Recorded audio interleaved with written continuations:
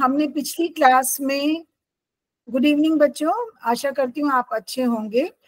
हमने पिछली क्लास में जो है अपना लेसन रेवतीज म्यूजिकल प्लांट के बाद हमने शुरू किया था पोम वोकेशन, ठीक है, 1.5। और आप अपनी किताबों में अपनी किताब खोल लीजिए और उस कविता पे आ जाइए, वोकेशन बाय रविंद्रनाथ टैगोर। हमने वो कविता पूरी कर ली थी, लेकिन उससे रिलेटेड एक छोटा सा टेस्ट मैं आपको दिखाना चाहती हूँ, just to see whether you have understood the poem or not, or maybe I can highlight the important points। मैं जो बहुत important points हैं उस कविता के, उसको आपको सामने दिखाना चाहती हूँ, ठीक है। तो मैं ये शेयर कर रही हूँ अभी।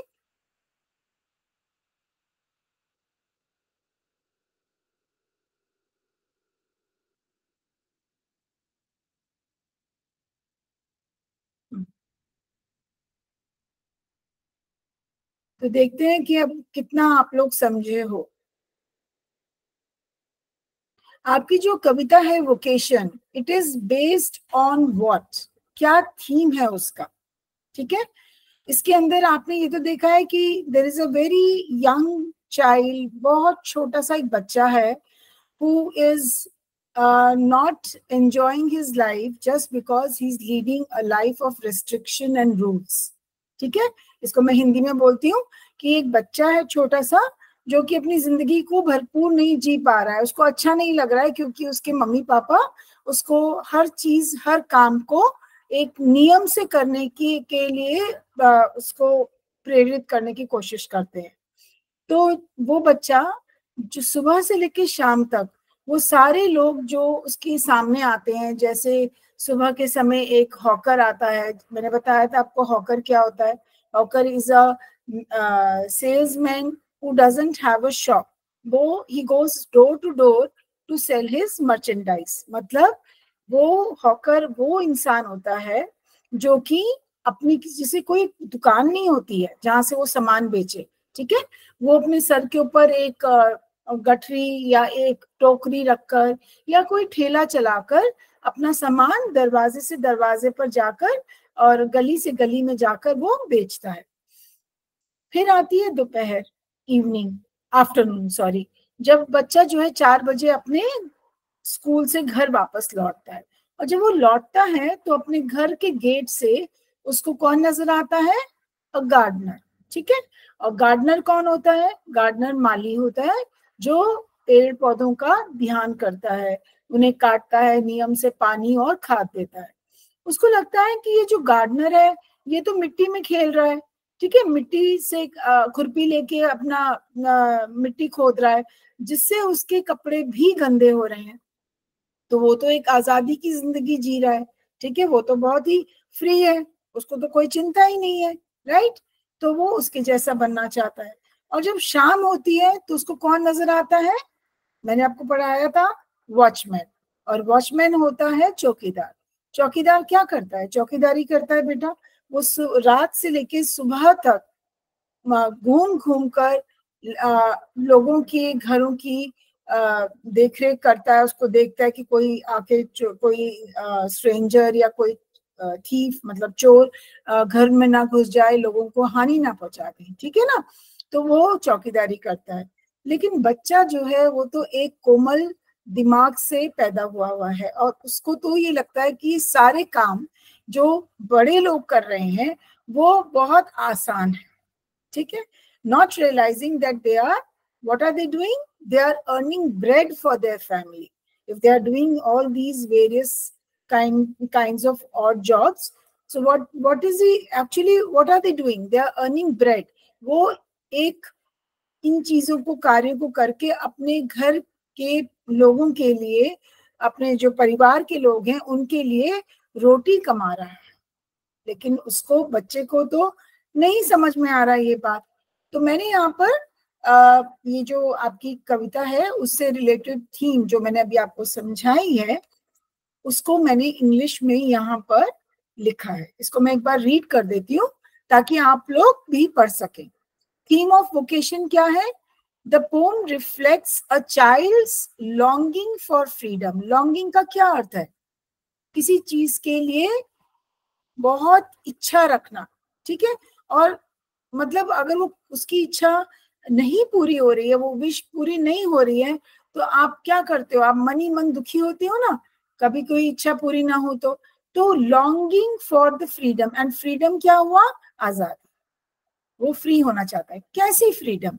Now the child admires adults, adults का मतलब जो बड़े लोग हैं, like the hawker, gardener and watchman, because they seem free from rules. वो उन तीन जनों को, हॉकर, गार्डनर और वॉचमैन को देखकर ये सोचता है कि वो लोग तो फ्री है, उनके तो कोई रूल्स ही नहीं है, उनके तो कोई नियम ही नहीं है जो उन पे लागू होते हैं, उनका जब जो मन होता है वो करते हैं। अब आए, it shows the innocence of child. अगर बच्चा ऐसा सोचता है तो क्या वो सही सोच रहा है? आप खुद से ये प्रश्न करिए। नहीं, ही इज वेरी इनोसेंट। तो वो बच्चे की इस तरह की सोच दिखाती है कि वो बहुत इनोसेंट है, मासूम है, ठीक है। Where work looks like play, जहां उसको काम जो है क्या लग रहा है कि ये तो एक खेल है, ठीक है ना। उसको अपनी पढ़ाई करना, समय से उठना, सोना, जगना, स्कूल जाना, स्कूल से वापस आना, नियम के साथ अपने कार्य को, बाकी कार्य करना, सब उसको ऐसा लगता है जैसे कि ये सब एक बहुत मुश्किल काम है, क्योंकि नियम लागू हो रहे हैं उसके ऊपर, ठीक है। द पोम कंट्रास्ट, तो अब इसी के साथ हम लास्ट पॉइंट पे आते हैं। The poem contrasts the regulated life of a child. Regulated का क्या मतलब है? नियम से बांधा हुआ, जिसको कि नियम, जिस बच्चे को नियम से चलना है, ठीक है। जैसे उसने स्कूल जाना है, नियम से जाना है, 10 बजे उसने अपना टाइम है जाने का, 4 बजे वो वापस आता है। होमवर्क करना है, समय से करना है, नहीं तो टीचर गुस्सा करेगी। बेड टाइम मतलब समय से सोने जाना है, क्योंकि अगले दिन सुबह उसको समय से स्कूल जाना है। So with the seemingly carefree life of adults, so the poem contrast का मतलब वो तुलना कर रहा है। तुलना मतलब उसको दो अलग अलग जिंदगियां दिख रही हैं। एक वो जिंदगी दिख रही है जो बड़े लोग जी रहे हैं, और एक वो जिंदगी है जो नियमबद्ध है और वो बच्चा जी रहा है। तो अब आपको समझ में आया कि he is comparing his life with the lives of adults. और कौन से एडल्ट्स? वो एडल्ट्स जो सारा दिन मेहनत करके अपने परिवार के लिए रोटी कमाते हैं। उसको उनका काम क्या लग रहा है? अ प्ले। उसको लग रहा है ये तो खेल है, ये तो कुछ भी नहीं है, ठीक है। तो क्या उसका सोच ये सही है? अभी आप खुद सोचिए। ओके, इसी के साथ मैंने ये एमसीक्यू बनाया है, जिसका उत्तर मैं खुद ही दूंगी, लेकिन आप आपके लिए भी एक रिवीजन हो जाएगा। तो who is the poet of the poem vocation? Since मैंने ऊपर लिखा हुआ है इसीलिए मैंने यहाँ पे इसको हाईलाइट कर दिया है। He is Rabindranath Tagore. अब मैंने रविंद्रनाथ टैगोर जी के बारे में आपको बताया था, थोड़ा से दो शब्द और बता देती हूँ कि इन्होंने, आप जो स्कूल में जनगण मन गाते हैं ना, इन्होंने ही लिखा था। और इन्होंने देशभक्ति के गाने लिखे थे। ये वाली कविता जो आप कर रहे हैं डॉक्टर रविंद्रनाथ टैगोर, ये तो है ही है, बट इसके अलावा इन्होंने और भी बहुत सारी कविताएं लिखी, ठीक है। कुछ कविताएं बच्चों पर थी, कुछ देश के ऊपर थी, और उसी के साथ उन्होंने अपने अंग्रेजों के खिलाफ आवाज भी उठाई थी। What does the hawker cry in the street? अब ये हॉकर जो मैंने आपको बताया कौन होता है, वो क्या बोल रहा है, वो क्या शोर मचा रहा है? Bangles bangles, work work work, bangles crystal bangles, या टॉयज फॉर सेल? टॉयज का मतलब खिलौने जिन्हें वो बेच रहा है। तो वो क्या बेच रहा है? खिलौने बेच रहा है या चूड़ियां बेच रहा है? और चूड़ियां भी बेच रहा है तो कौन सी बेच रहा है? तो इसका जवाब होगा सी, बैंगल्स, क्रिस्टल बैंगल्स। क्रिस्टल का क्या अर्थ है बेटा? क्रिस्टल का मतलब है, सॉरी एक सेकेंड, क्रिस्टल का अर्थ है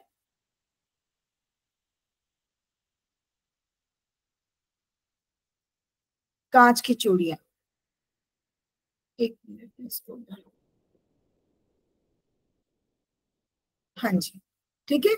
तो क्रिस्टल का मतलब है कांच की चूड़ियां, और वो थी रंग बिरंगी जो वो बेच रहा था समय समय, एक एक गली से दूसरी गली जा जाकर। अब तीसरा प्रश्न है, what is the watchman holding in his hand? वो वॉचमैन जो है अपने हाथ में क्या लेके घूम रहा है? और वॉचमैन तो उसको रात को दिखा था, ठीक है। A stick, a book, a lantern और अ बेल। तो क्या था उसके हाथ में? अ लैंटर्न। लैंटर्न को हिंदी में हम बोलते हैं बेटा लालटेन, और मैंने उसका बताया था अपनी पिछली क्लास में कि लालटेन कैसा होता है, ठीक है ना। तो याद रखिए, ये उस जमाने की कविता लिखी गई है जब हमारे देश में बहुत कम जगहों पर बिजली होती थी, ठीक है, इलेक्ट्रिसिटी होती थी। Most of the places, specially villages and small towns, they did not have this kind of facility. इसका मतलब है जो छोटी जगहें होती थी, गांव या छोटे कस्बे, शहर, वहां पर जो है इस तरह की सुविधा नहीं थी कि बिजली हो, ठीक है। तो इसलिए वहां पे लालटेन का वो होता था, चलन होता था। Now question number 4, eight what time does the child, मैं इसको एक बार हाईलाइट कर देती हूँ ताकि जब मैं आपको ये भेजूंगी तो आपको इजी रहेगा, इसको देखना। At what time does the child see the gardener? अब गार्डनर को चाइल्ड ने, जो छोटा सा बच्चा है, उसने कब देखा था? मॉर्निंग में, आफ्टरनून में, इवनिंग में या नाइट में? एंड आई थिंक आपको याद होगा कि ही comes back from school eight 4 in the afternoon, उसमें कविता में लिखा हुआ है। सो हमारा जवाब क्या होना चाहिए? B, afternoon. Okay, right. इसी के साथ हम नेक्स्ट क्वेश्चन पे आते हैं। The child wants to be a dash like the men selling bangles. What does he want to be? He wants to be a hawker, ठीक है, like the men selling bangles. तो वो he wants to be free. वो यहाँ पे क्या होना चाहता है? यहाँ पे वो फ्री होना चाहता है, आजादी उसको पसंद है और उसको लग रहा है कि ये तो बहुत फ्री है, ठीक है। The watchman walks up and down the street at what time? जो वॉचमैन है वो किस टाइम वहां पर चल रहा है और अपनी उस कॉलोनी में किस टाइम? नाइट। तो हमारा होगा जवाब इसका night. The gardener works with his spade from dash till evening. जो गार्डनर है वो कब से कब तक घूम रहा है? वो कब से कब तक काम कर रहा है? स्पेड का मतलब खुरपी। स्कूल ने ज्वाइन किया है किसी ने? ओके, यहाँ पर मैं लिखूंगी मॉर्निंग, कि वो सुबह से लेके शाम तक गार्डनर काम कर रहा है। तो अब आप बताओ कि क्या गार्डनर की लाइफ आसान है? Is it easy? No, it's not. The child thinks all these people are dash because they do what they like. तो वो क्या सोच रहा है कि चाइल्ड क्या सोच रहा है इन तीनों लोगों के बारे में? He thinks that they are absolutely free and there are no restrictions. Restriction का मतलब उनको कोई पाबंदी नहीं है कि कौन सा काम कब करना है, ठीक है। जैसे उस बच्चे के लिए समयबद्ध काम करना था। Now true and false, क्या सही है और क्या गलत है? The child feels free to do anything like hawker, watchman and gardener. Does he really feel free? क्या उसको ऐसा लगता है कि वो आजाद है वो सब काम अपने मन से करने के लिए? नो। तो इसका आंसर क्या आएगा बेटा? फॉल्स, ठीक है। The watchman works only in the morning. क्या वॉचमैन सिर्फ सुबह ही काम करता था? नहीं, ऐसा तो नहीं था ना कि वो सिर्फ सुबह काम करता था, वो तो रात से लेके सुबह तक करता था। So again it is false. False का मतलब गलत। Okay, the gardener plays with flowers instead of working.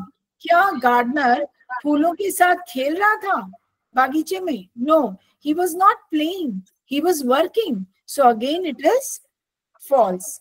And the child admires the freedom of the 3 workers. वो जो 3 वर्कर्स थे उनके आजादी को वो बहुत एडमायर कर रहा था, ठीक है, देख रहा था और थोड़ा सा मन में दुखी भी था इस बात के लिए। सो इट इज ट्रू, वो एडमायर ही कर रहा था, ठीक है ना।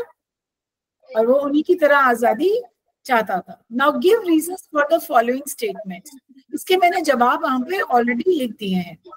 The child wants to be like the hawker. Why he wants to be like the hawker? Because the hawker can walk anywhere and sell bangles freely. ये इसका आंसर है, ठीक है, आपको मैंने हाईलाइट कर दिया। The child admires the watchman. क्यों एडमायर करते हैं वॉचमैन को? Because the watchman can walk alone in the dark at night and no one will scold him. क्योंकि अगर बच्चा घर से बाहर निकलेगा रात को तो ऑब्वियसली उसके पेरेंट्स उसको डांटेंगे, राइट? थर्ड है the child wants to be a gardener. बच्चा क्या बनना चाहता है? गार्डनर। क्यों? Because the gardener works in the sun, digs the ground and nobody stops him. और कोई भी उसको नहीं रोकता इस काम को करने से। सॉरी, तो इसका जवाब देंगे। अभी जितने भी जवाब है बेटा मैंने इसको लिख दिए हैं ताकि आप मेरा पिछली जो लेक्चर है उसको सुनने के बाद आप जब ये वर्कशीट देखोगे, इसको वर्कशीट तो नहीं कह सकती मैं, रिसोर्स मटेरियल, तो आपको जो है अच्छे से पूरा लेसन समझ में आए। अब आई लिटरेरी डिवाइसेस। लिटरेरी डिवाइसेस हम क्या कहते हैं? पोएटिक डिवाइसेस होते हैं ना, जिससे कि कविता में हम लिखकर उसको और सुंदर बनाते हैं। तो इसमें कौन सी ऐसी चीजें हैं जो कवि ने डाली है जिससे कि कविता जो है और सुंदर बन गई है? तो एक तो इमेजरी है। इमेजरी जो शब्द है वो इमेजिनेशन से लिया है। जब हम इस कविता को पढ़ते हैं तो ऐसा लगता है जैसे कि हमारी आंखों के सामने ही सब हो रहा है, ठीक है ना, कि वो बच्चा जो है जो समय जिस इंसान को, बड़े को देखता है कार्य करते हुए और जो वो फील करता है, whatever he feels, okay, we can actually see it, visualize it, okay? जब हम विजुअलाइज करते हैं तो उसको बोलते हैं विविड डिस्क्रिप्शन, और उसी को कहते हैं इमेजरी। हम इमेजिन कर सकते हैं कि वो बच्चा उस समय कैसा महसूस कर रहा है जब वो उन तीन बड़ों को काम करते हुए देखता है।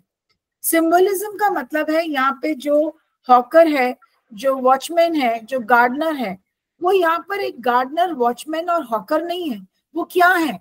वो है symbol of freedom for the child. Symbol का मतलब वो लोग बच्चे के हिसाब से या बच्चे के अनुसार वो तीनों फ्री हैं, ठीक है?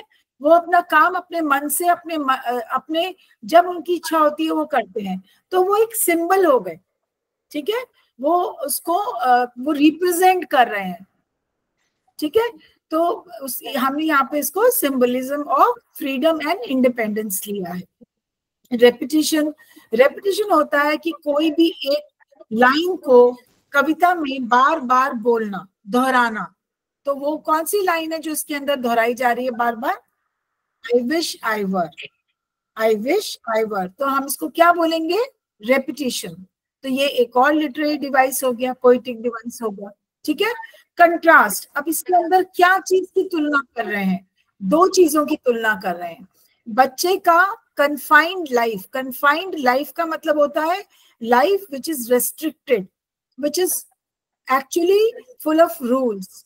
और वो रूल्स नियम किसने डाले बच्चे के ऊपर? उसके खुद के माँ बाप ने, उसके बड़ों ने, उसके टीचर्स ने, जो कि स्कूल में उसको मिलते हैं। उसको इतना नियमबद्ध कर दिया है कि उसको लगता है कि मैं एक जेल में हूँ, ठीक है? अब आप इस समय बैठ के पढ़ रहे हैं, हो सकता है आपका कईयों का दिल में आ रहा होगा कि इस समय मैं अगर गार्डन में जाके तितलियों के पीछे भागूं या फूल चुनूं, कुछ भी करूं, खेलूं अपनी सहेली के साथ या अपने दोस्तों के साथ, ऐसा मन करता है ना? लेकिन नहीं, you have to sit here and study. So कितनी बार ऐसा होता है कि हमारा मन कहीं और होता है, लेकिन हम लोग नियमबद्ध होते हैं, हमें रूल्स होते हैं जो हमें फॉलो करने होते हैं। अभी भी आप क्लास के अंदर बैठे हैं, राइट, और लेक्चर सुन रहे हैं, तो it is called confined. Child is taking confined का मतलब कि वो बंद किया है। और इसी के कंट्रास्ट में क्या आया? He is comparing his confined life with the adult's liberty. Liberty का मतलब आजादी, फ्रीडम, इंडिपेंडेंस, ठीक है? तो यहाँ पर फ्रीडम से कंपेयर करता है। आपको एक बात बहुत अलग से मैं बताना चाहती हूँ, जो कि इस कविता से शायद उसका कोई इतना रिलेशन नहीं है। आपको मालूम है कि ये वाली कविता रविंद्रनाथ टैगोर जी ने उस समय लिखी थी जब हमारा देश गुलाम था, ठीक है। अंग्रेज लोग जो है वो हमें उन्होंने गुलाम बना रखा था, हमारे देश में वो रूल करते थे इंडिया में। आप लोगों ने हिस्ट्री में पढ़ा होगा। तो इसका आप एसेंस समझो। जब बच्चा है यहाँ पर, वो बच्चा नहीं है एक्चुअली, वो एक कन्फाइंड लाइफ, आपकी इंडिपेंडेंस, आपकी आजादी अगर कोई छीन लेता है तो आपको कैसा महसूस होता है अंदर से, दिल से?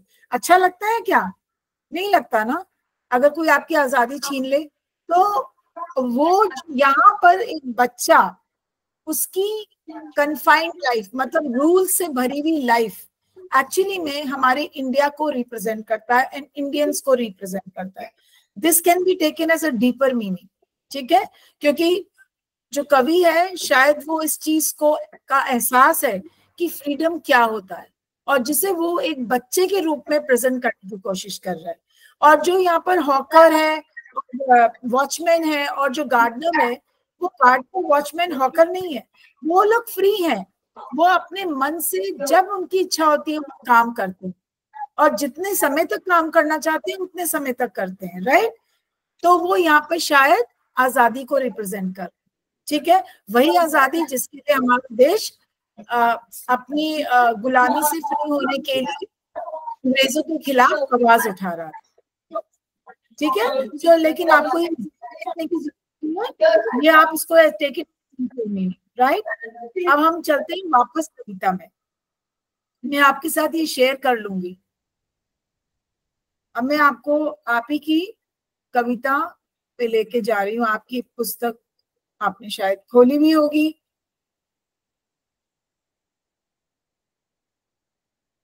राइट।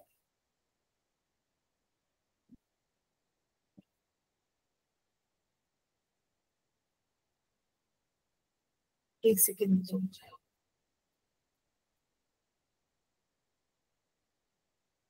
तो अब आपको अपनी स्क्रीन पे पेज नंबर 27 दिख रहा है, ठीक है। आप लोगों के पास बुक्स हैं बेटा, आप लोग क्लास आपने ज्वाइन करी है। पेज नंबर 27 अपनी किताब की खोल लीजिए। आपने लास्ट टाइम मेरा वोकेशन के ऊपर लेक्चर सुना होगा, ठीक है। तो आज हम इसकी बैक एक्सरसाइज करने जा रहे हैं। डिस्कशन हमने कर लिया है। आपका पेज नंबर 28 पर अगर आपके पास अपनी बुक्स हैं प्लीज खोल लीजिए, और अगर आप कुछ लिखना चाहते हैं तो अपने हाथ में पेंसिल या पेन रख लीजिए। क्वेश्चन नंबर 1 है, which of the following words या फ्रेजेस, ठीक है, match in meaning to the underline ones. जो यहाँ पर आपको 1 2 3 4 5 6 7 करके 5 6 सॉरी 7 नहीं है, जो लाइंस दी गई हैं उनके साथ जो ये दिए हुए शब्द है या ये आधे अधूरे वाक्य हैं, जो वाक्य पूरे नहीं होते अपने में, जिनका की जो अपने में मीनिंग जिनका पूरा नहीं होता, हम उनको फ्रेजेस बोलते हैं। They are the part of the sentence, okay. Sentence का वो एक हिस्सा होते हैं। तो अगर हम ये सेंटेंस का ये भी जो nobody takes him to task अगर हम पढ़ते हैं तो आपको ऐसा क्या लगता है कि ऐसा कौन सा शब्द है या ऐसा कौन सा फ्रेज है which can be written here, ठीक है।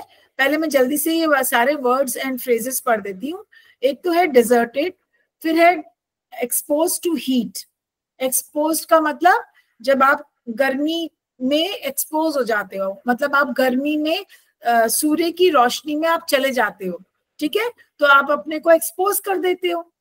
गर्मी लगती है ना आपको, उसको कहते हैं एक्सपोजर। आप अपने को जब आप धूप में खड़े होते हो तो जो आपकी स्किन पे आपको महसूस होता है, खाल पे की गर्मी महसूस होती है, उसको हम कहेंगे एक्सपोज टू हीट, राइट। सी है डर्टीज द क्लोथिंग। सी डर्टीज का मतलब होता है गंदे कर लेना अपने कपड़े, ठीक है। डी है नो पर्टिकुलर रूट, मतलब कोई भी एक पर्टिकुलर रास्ता नहीं चलना।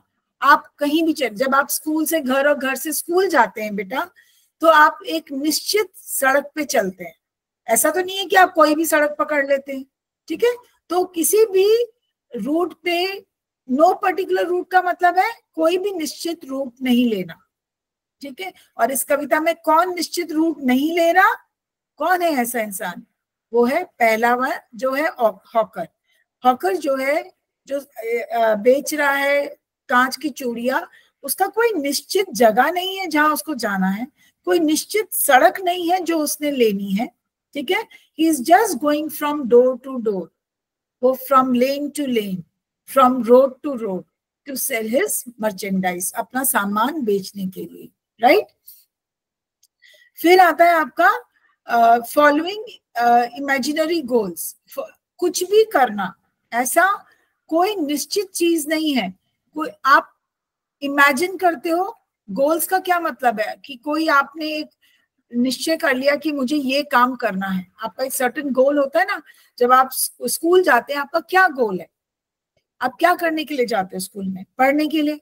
अभी आप जब जुड़े हो अपने ट्यूशन क्लास के लिए, अपनी इस क्लास के लिए, तो भी आपका क्या गोल है ना? आपका वो है अपनी पढ़ाई करना, ठीक है। विषय अपने उस विषय, पर्टिकुलर विषय में अपनी जो है ज्ञान को बढ़ाना, राइट।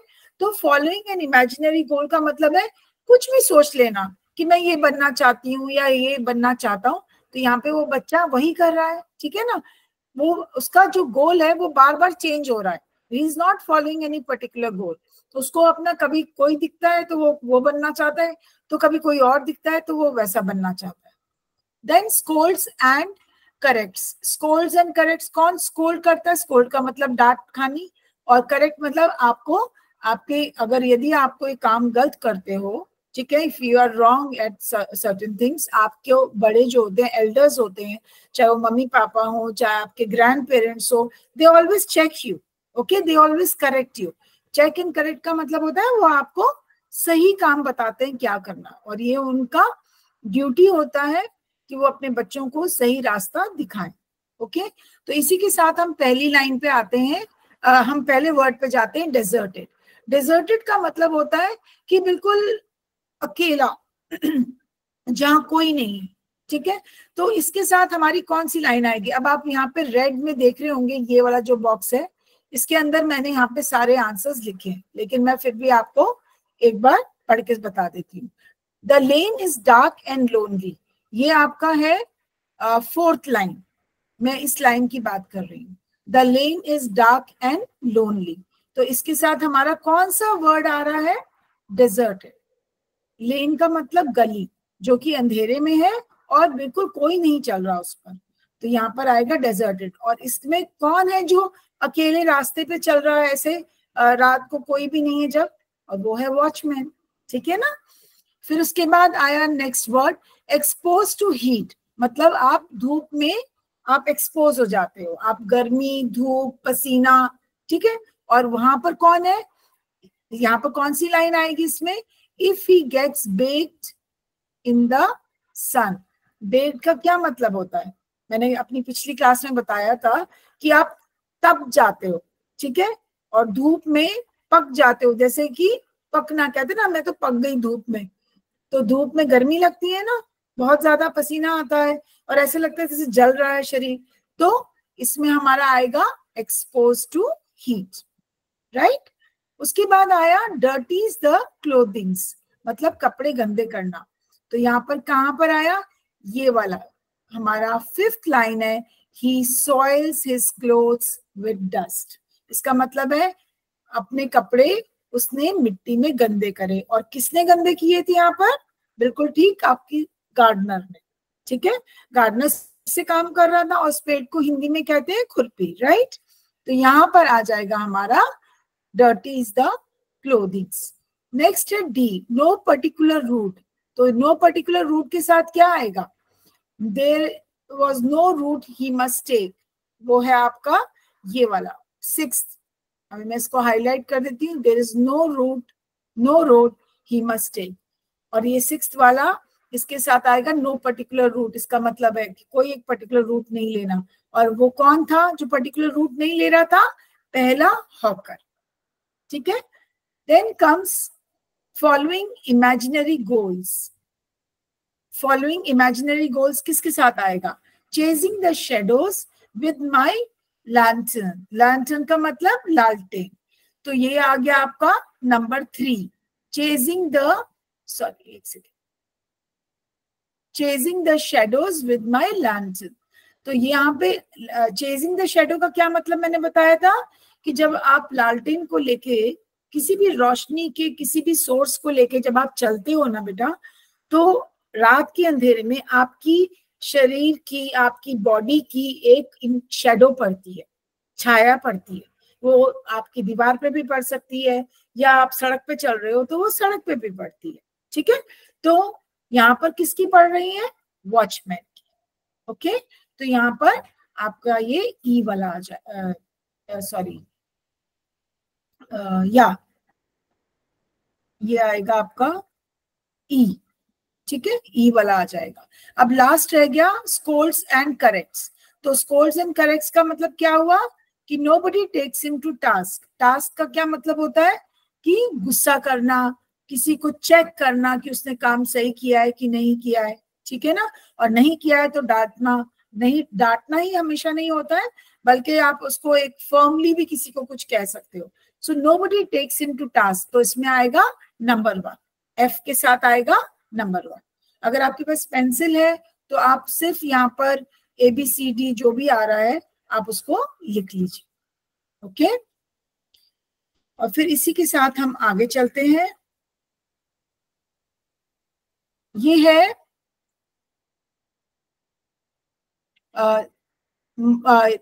ये एक आपको एक टाइमलाइन, आप चार्ट आपने शायद पढ़ा होगा कि पहले क्या चीज आती है, फिर दूसरी क्या आती है, फिर तीसरी।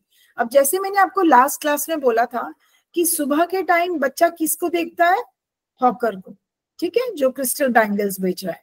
Then he in the afternoon when he comes back at 4 o'clock he finds the gardener working in the garden, ठीक है, and he looks at him through the gate, वो अपने घर के गेट से उसको काम करते हुए देख रहा है।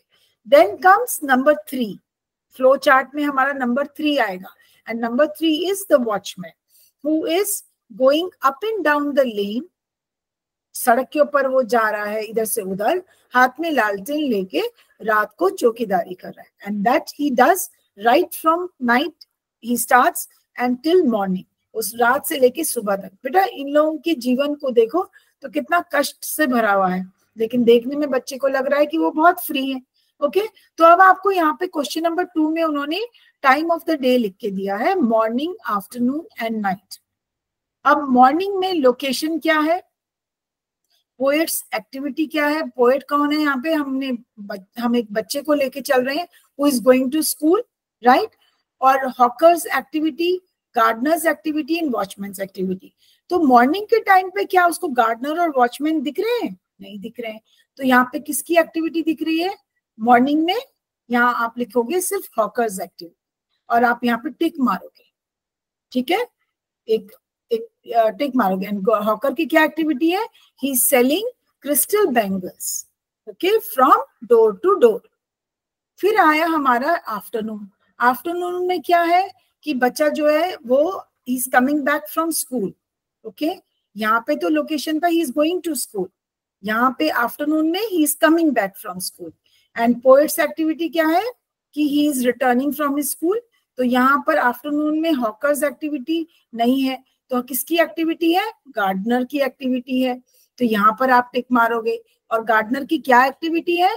That he is working with his spade and he is trying to he is working in the garden with the spade, okay, और वहां पे वो मिट्टी को खोद रहा है और जिससे he is soiled his clothes। soiled का मतलब उसने अपने ही कपड़ों पे मिट्टी डाल ली है उससे कार्य करते हुए।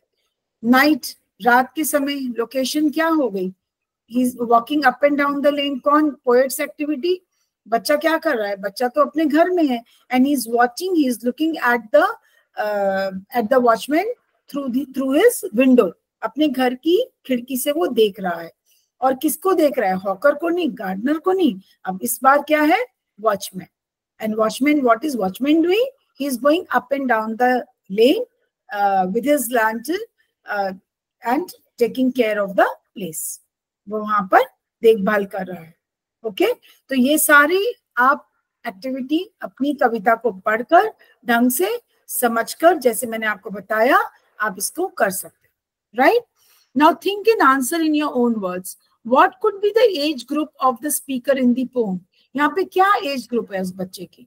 सो मैंने यहाँ पे ऑलरेडी लिख दिया, the speaker is a child, school going बच्चा है, he is a school going child, तो आप इसको लिख सकते हैं. Okay, next is, what is the difference between a hawker and a shopkeeper? दोनों के बीच में क्या डिफरेंस है? एंड मैंने आपको बताया था पिछली क्लास में कि shopkeeper has a proper shop where he sits and he sells his merchandise. वो वहां बैठता है और वो अपनी जो चीजें होता है, जो जिन्हें वो बेच रहा है, वो वहां पे बेचता है लोगों को. वो किसी के पास नहीं जाता, लोग उसके पास आते हैं. Whereas hawker, he goes from door to door selling his merchandise. वो अपने सर के ऊपर टोकरी रखे या ठेला लेके एक दरवाजे से दूसरे दरवाजे पे जाकर अपना सामान बेचता है. So here people do not come to him, he goes to the people. ये डिफरेंस है, ठीक है? How do parents react? ये मैं सी पढ़ रही हूँ. How do parents react when they see children soil their clothes in dust and heat? तो कैसे जो है पेरेंट्स जो है रिएक्ट करते हैं? Obviously they'll scold ना, they will scold their children when they soil their clothes in dust and heat.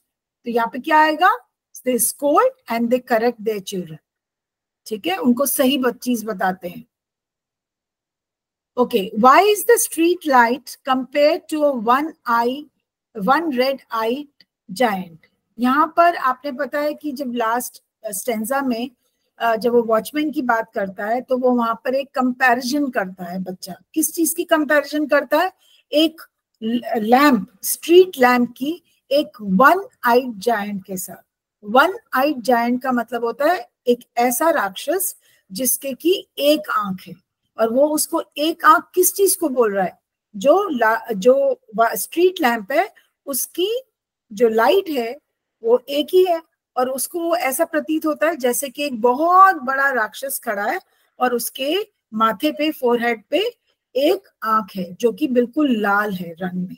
Okay, ये एक बच्चे की एक इमेजिनेशन है, वी कैन से. तो poet imagines that the lamp post with this red lamp as a giant with one eye glowing in the dark. ऐसा लगता है जैसे वो एक राक्षस है जिसकी की एक आंख है लाल और वो ग्लो कर रही है अंधेरे में. Okay, then what exactly does the speaker in the poem crave for? Speaker कौन है? बच्चा, छोटा सा. तो what does he crave for? Crave का मतलब होता है कौन सी ऐसी इच्छा है जो वो रख रहा है बेटा इसके अंदर, क्या चाहता है करना. So the speaker craves for freedom. उसको क्या चाहिए? आजादी, फ्रीडम. ही वांट्स कि उसको there should be no restriction, no rules, कोई नियम नहीं, और कोई उसको ये ना बोले कि अब ये करना है वो करना है. So he wants complete freedom, right? तो पहले क्वेश्चन में था कि उसकी उम्र कितनी है, तो वो एक स्कूल गोइंग चाइल्ड है, और यहाँ पर है कि वो किस चीज की क्रेविंग रखता है. क्रेविंग आई थिंक आप समझ रहे होंगे, जब आप कहते हो ना मुझे इस खाने की क्रेविंग हो रही है, क्रेविंग का मतलब एक बहुत अंदर से एक बहुत बड़ी, एक बहुत जबरदस्त इच्छा होती है जिसपे कोई कंट्रोल नहीं होता. तो यहाँ पर बच्चे की क्रेविंग क्या है? फ्रीडम. चाहे आप फ्रीडम लिख दोगे तो भी सही हो जाएगा. Does the poet really wish to become a hawker, gardener or a watchman? Justify your response. क्या वो वाकई में बनना चाहता है ये चीजें? Not really. These are all symbols of freedom. बेटा वो एक्चुअली में ये चीजें नहीं बनना चाहता. उसे भी मालूम है शायद कहीं मन में कि ये इट्स अ हार्ड लाइफ. वो लोग अपने कितने चैलेंजेस होते हैं इन लोगों के जो इस तरह के काम कर रहे हैं. So it is not that he wants to become a hawker or he wants to become a watchman. It is only that he loves freedom and he wishes for it and he wants to enjoy his life. So he thinks कि ये जो तीन जने हैं, they are symbol of freedom. They are just the symbol of freedom. Okay? तो एक तरफ बच्चा है जिसकी life is full of restrictions, और एक तरफ ये तीन जने हैं एडल्ट्स जिनकी लाइफ बच्चे के अनुरूप के हिसाब से नियमबद्ध नहीं है. मतलब it is not full of restrictions. Okay, he doesn't want to become these three. वो बनना नहीं चाहता लाइफ में ये सब. Probably उसकी लाइफ के गोल्स कुछ और हैं, बट वो फ्रीडम की जब बात आती है तो उसको वो अपने एक कोमल हृदय से बोलो या दिमाग से उसको ये 3 जने फ्री लगते हैं. ओके, तो अब मेरे को लगता है आपको ये समझ आ गया होगा. नाउ ये आया आपका, अब आया आपकी ये इसके अंदर एलिट्रेशन है, सिमिली है, रिपीटिशन है. और अभी मैं इसको 1 सेकेंड हटा देती हूँ ताकि हमें क्वेश्चन क्लियरली नजर आए. 1 सेकेंड दीजिए मुझे.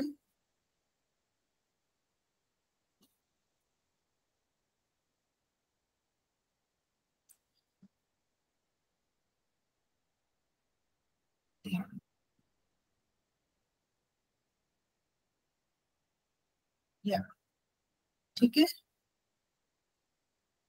अरे मैंने इसको हटाया है, हट नहीं रहा है. 1 सेकेंड रुकिए बेटा.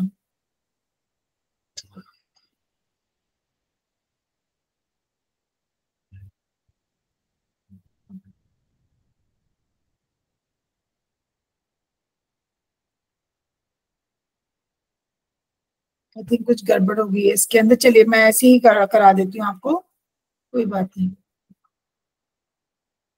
ओके, एलिट्रेशन आपको पता ही होगा. What is an alliteration? Alliteration होता है जब एक ही लाइन के अंदर जो पहला अक्षर है, जो पहला लेटर है, वो रिपीट होता है.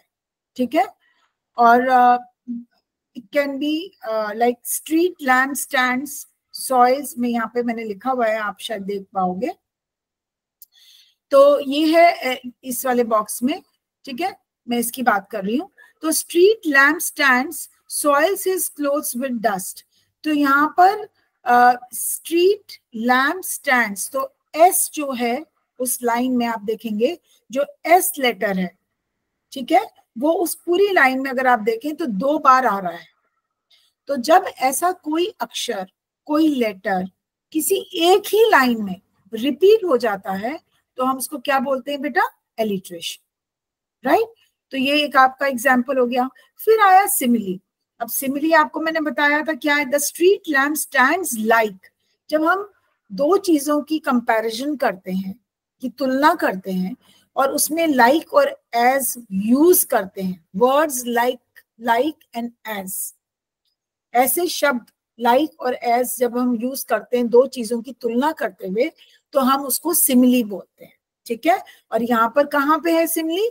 जब वो ये बोलता है कि the street lamp stands like a giant with one red eye in its head.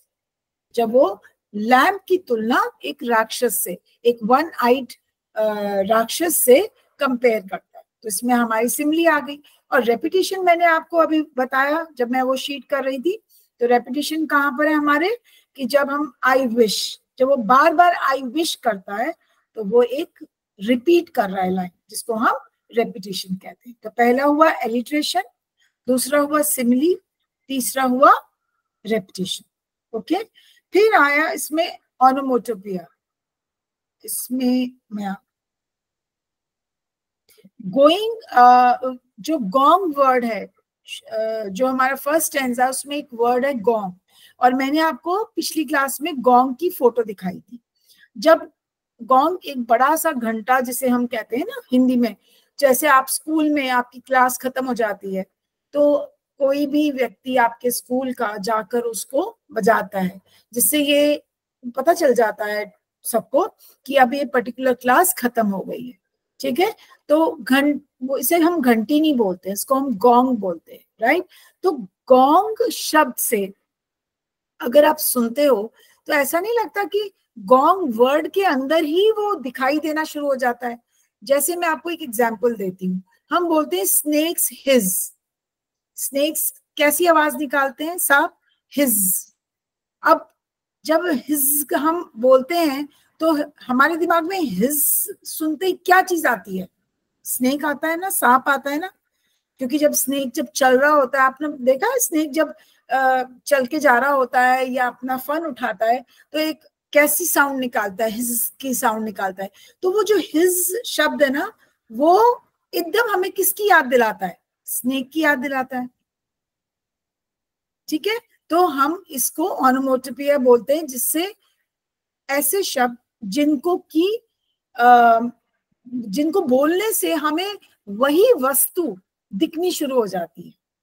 जैसे हमारे फुले जो ये पॉपकॉर्न होते हैं, हम खाते हैं ना पॉपकॉर्न, जिसको फुले भी बोलते हैं, जो ऐसे वो पॉप करते हैं, जिसे आपने देखा है वो हॉकर्स जो होते हैं, चलो हम हॉकर की ही बात कर लेते हैं, कि जो ये ठेले के ऊपर एक बड़ी सी कढ़ाई के अंदर वो पॉपकॉर्न्स रखते हैं, और फिर उसको ऐसे ऐसे करके उसको सेकते हैं, और जब वो सेक रहे होते हैं बेटा, तो वो पॉपकॉर्न्स कैसे पॉप करते हैं, आवाज करते हैं ना पॉप। तो अगर हम पॉप वर्ड यूज हमें सुनाई देता है, तो हमें क्या एकदम से ध्यान आता है? Popcorn, right. तो यहाँ पे गोंग इज द वर्ड जो कि हमें ऑनोमोटोपिया बोलते हैं, जिससे कि गोंग शब्द से हमें वो बड़ा सा घंटा दिखना शुरू हो जाता है, राइट। तो हमने इस तरह से सारी लिटरेरी डिवाइस कर दी। इसके अलावा मैंने आपको सिंबोलिज्म बोला था कि यहाँ पर जो ये तीन है, हॉकर, वॉचमैन एंड जो गार्डनर है, they are representing what? They are symbols of freedom. They are symbols of freedom. And child here, that young child, like school going child, is the symbol of restrictions. Restriction मतलब नियम, rules, नियम जो कि उसके ऊपर लागू है। ठीक है, name of the vocation. Now what vocation, profession, business would you like to take in future? अगर मैं ये बोलूं कि आप ऐसा क्या बनना चाहते हो लाइफ के अंदर, आप कौन सा मतलब आपको ये पर्टिकुलर वोकेशन, अब बेटा प्रोफेशन और वोकेशन में आपको और बिजनेस में मैं पहले आपको फर्क बता दूं। बिजनेस तो आप जानते ही हो, बिजनेस होता है कि आप अपना कोई काम करते हो, ठीक है, आप कुछ भी बिजनेस कर सकते हो, आप कोई चीज बना सकते हो, कोई फैक्ट्री लगा सकते हो, ठीक है, कोई कारखाना जिसे कहते हैं हम लगा सकते हैं, चीजें बेच सकते हैं बना कर, राइट। और प्रोफेशन होता है एक, जैसे मैं टीचर हूं तो ये एक प्रोफेशन हो गया, ओके, ये एक वोकेशन नहीं है, क्योंकि मैंने पढ़ाई की और मैं एक टीचर बनी। आप लोग भी कितनी इच्छा रखते हो, आप कभी कहते हो मैं हम पायलट बनना चाहते हैं, हम इंजीनियर बनना चाहते हैं, डॉक्टर बनना चाहते हैं। So these are all profession, इनको हम क्या कहते हैं? प्रोफेशन। और वोकेशन होता है बेटा स्किल्ड। स्किल्ड मतलब जो आप एक हुनर, आप कोई कार्य करते हो, हाथ से कोई भी काम कर सकते हो। अब वो हुनर तो कुछ भी हो सकता है। आप अगर हम एक गार्डनर है, वो काम अपने हाथों से कर रहा है, उसके अंदर एक हुनर है, वो पौधे जो है उसको पता है, उसको नॉलेज है कि कौन सा पौधे को कितनी मिट्टी और कितना धूप और कितना पानी और कितनी छाया चाहिए उसको फलने फूलने के लिए, ठीक है। एक कारपेंटर है, वो क्या करता है, वो उसको मालूम है, हमें तो नहीं पता कि एक कुर्सी कैसे बननी है, एक मेज कैसे बननी है, ठीक है ना, एक दरवाजा कैसे बनना है, हम तो नहीं बना सकते ना बैठ के। सो कारपेंटर हो गया, गार्डनर हो गया। फिर उसके बाद आपका कौन आया, अगर आप इसमें जैसे प्लम्बर होता है जो कि नल के ठीक करता है, वो भी एक तरह का वोकेशन ही हुआ। तो अगर कोई कार्य हम हाथों से करते हैं, हुनर होता है हमारे अंदर, उस काम को करने की समझ होती है, ठीक है, तो हम उसको एज अ वोकेशन लेते हैं ना। वो नॉर्मली लोग वोकेशन, प्रोफेशन और बिजनेस को एक ही तरीके से देखते हैं, पर ऐसा नहीं है, ठीक है। तो नेम, अब आप बताओ आप क्या करना चाहते हैं, ये अब आपके ऊपर है। तो आप एक छोटा सा एक पैराग्राफ भी लिख सकते हो उसके ऊपर, ठीक है, आप इसको एज अ होमवर्क भी ले लो कि आप उस पे ये लिखो कि अब मैं एक टीचर बनना चाहती हूँ, या देखो बेटा कोई भी काम छोटा बड़ा तो है नहीं, आप जो भी बनना चाहते हो, जो भी करना चाहते हो, आप आराम से उसको मेंशन कर सकते हो, ठीक है। और उस काम को करने के लिए, अब जैसे मैंने आपको डिफरेंस बताया, ऐसी कौन सी एजुकेशनल क्वालिफिकेशन चाहिए। एजुकेशनल क्वालिफिकेशन का मतलब यहाँ पे सेकंड पॉइंट की बात कर रही हूँ कि आपको ऐसी कौन सा ज्ञान चाहिए, ठीक है।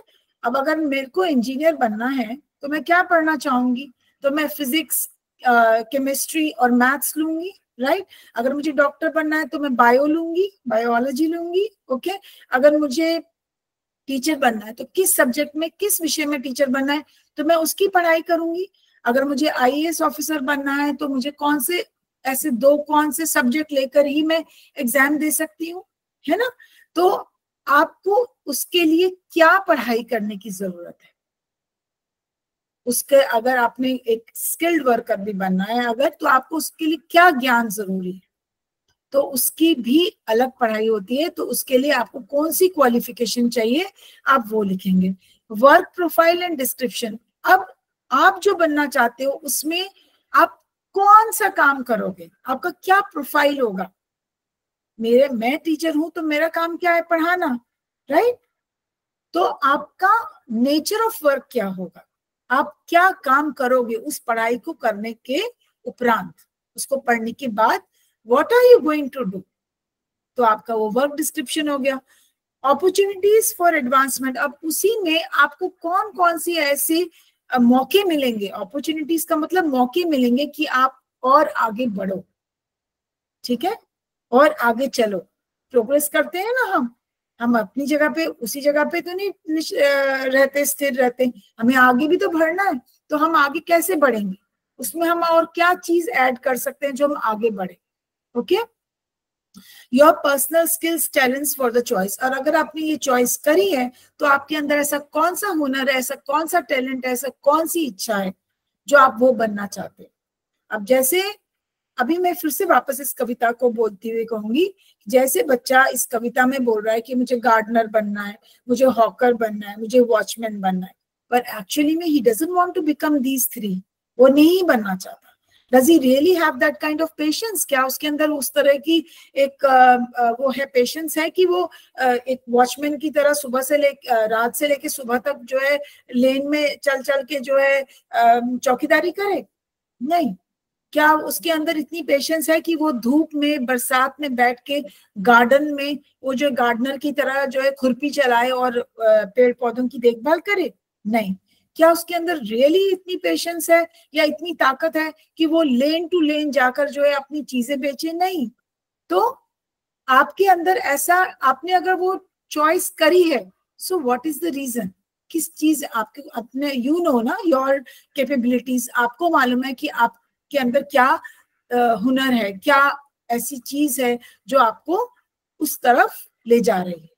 सो आप एक छोटा सा पैराग्राफ भी लिख सकते हैं, कोशिश करके इन पॉइंट्स को बिल्कुल इसी तरह से फॉलो करके आप उसको लिखने की कोशिश करो, चाहे कैसी भी इंग्लिश में लिखो, ठीक है। तो इससे आपकी प्रैक्टिस हो जाएगी पैराग्राफ राइटिंग की भी, राइट।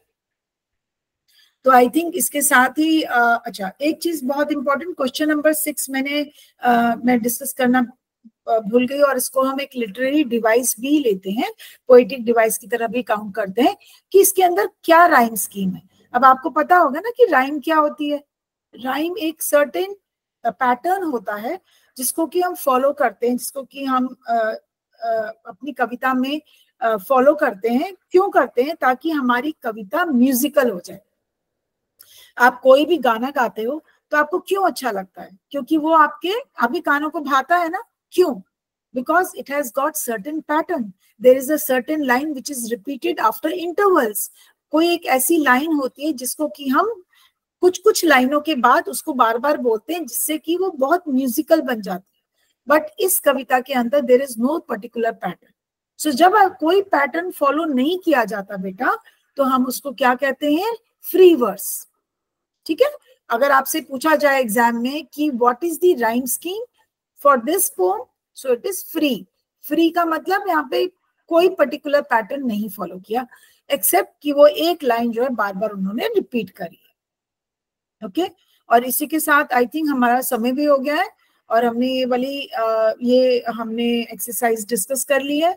आपके साथ ये मेरी ये वाली रिकॉर्डिंग होगी, जिसे आप दोनों रिकॉर्डिंग्स को जब आप पहली वाली को और ये वाली को सुन लेंगे एक साथ, तो आई थिंक आपको काफी क्लियर हो जाएगा ये कविता। ओके। और इसके साथ मैं आपको रिसोर्स मटेरियल भेजने की कोशिश करती हूँ, ताकि आपके लिए आसान हो जाए इसके क्वेश्चन आंसर्स अटेम्प्ट करना एग्जाम में। ठीक है बच्चों।